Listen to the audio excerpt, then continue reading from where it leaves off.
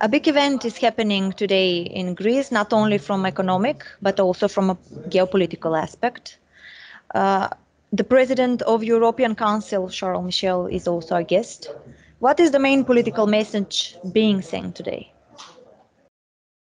I think the message is one of closer cooperation between the countries in the region, the name of common interest, and fortunately, as the events last have underlined in Ukraine, a closer cooperation among countries of the region is a necessity. The Bulgarian and Macedonian prime ministers are also guests in Greece today.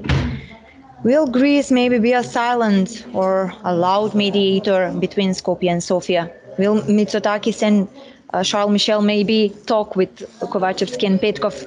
Maybe this is an opportunity for Mitsotakis to establish himself as a leader in the region. A very delicate issue that concerns relations between North Macedonia and Bulgaria. As far as I can understand, for any mediation to take place, it should be something that both sides ask for. And as far as I know, Sofia hasn't asked for any mediation. My understanding is that Bulgaria prefers to talk without any mediators. Yeah. So in that respect, I can't see how there can be any mediation right now. Of course, the good services are something which is welcomed. And of course, I think that as far as Sofia is concerned, it would like to see the use of services. But it's a very delicate issue, and I don't think that officially has been made any move towards Athens in order to facilitate the dialogue taking place between the two sides. In the mid of May, Prime Minister Kyriakos Mitsotakis will travel to Washington to meet Biden. The United States is seeking a solution between Skopje and Sofia. Do you think that this topic also will be discussed between both of the leaders? I think there is a new urgency as far as North Macedonia's beginning of the accession process.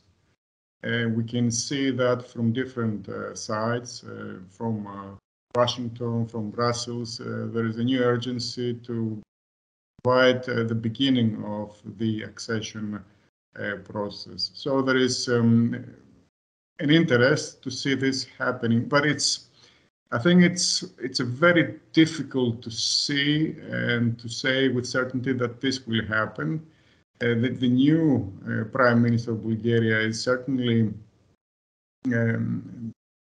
willing to facilitate a resolution and to provide a formula that will allow that resolution to take place so that the first intergovernmental conference takes place. But the political situation in Bulgaria is very delicate. He is the head of a coalition government with 4 partners, as you know. And the understanding is that there is no agreement among the 4 partners on a potential formula that will allow for the first intergovernmental to take place right now. So it's very hard to see whether that can happen. But yes, there is a growing interest, increased interest on the first intergovernmental conference to take place in June. I'm asking you this because the last messages, these 2 months, actually, from the beginning, the war at Ukraine, the messages from EU and United States are that if the negotiation process will not start for North Macedonia and Albania, the region will be in some kind of risk. That's why my question was, will there be any talks with the Greek Prime Minister? There is a risk. This is not something new. Okay, we have to underline that. The risk from the prolonged stagnation exists for some time now. North Macedonia and Albania are in a stagnant position for the last 2 to 3 years. So we are facing a constant risk. The political consequences internally, especially for North Macedonia, are very obvious.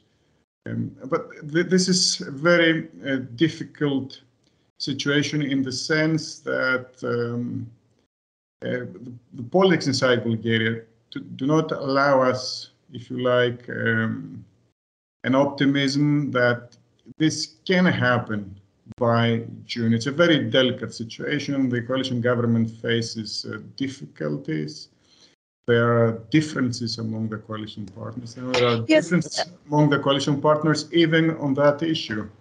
Yes, that was actually my question. I know that you are expert of Bulgarian politics and honorary professor in Sofia. Will there be any agreement between Skopje and Sofia before June, or maybe Petkov's government will end soon?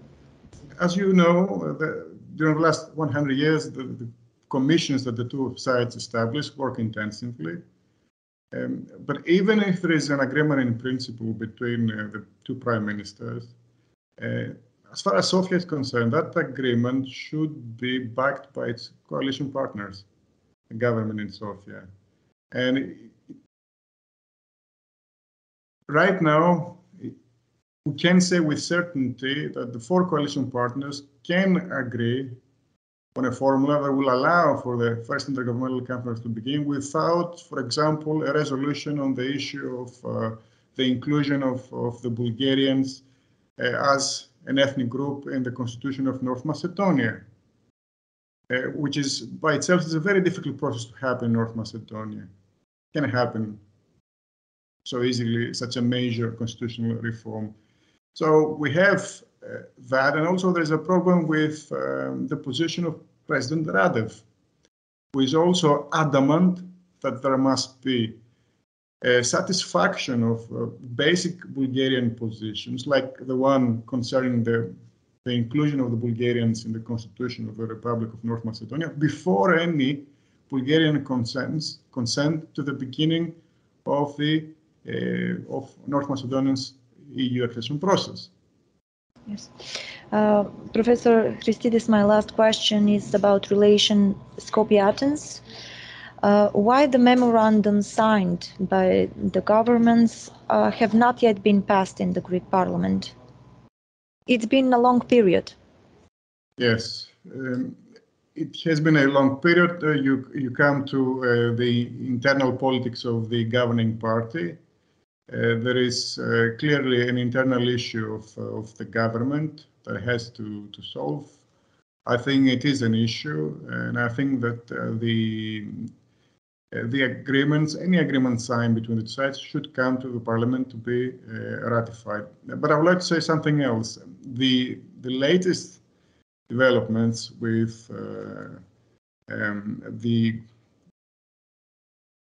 the inauguration of the LNG station in Alexandroupolis today confirms really the choice that the two prime ministers of Greece and North Macedonia did a few years back. Imagine how much more difficult it would have been cooperation on energy between Greece and North Macedonia today if the name issue hadn't been solved.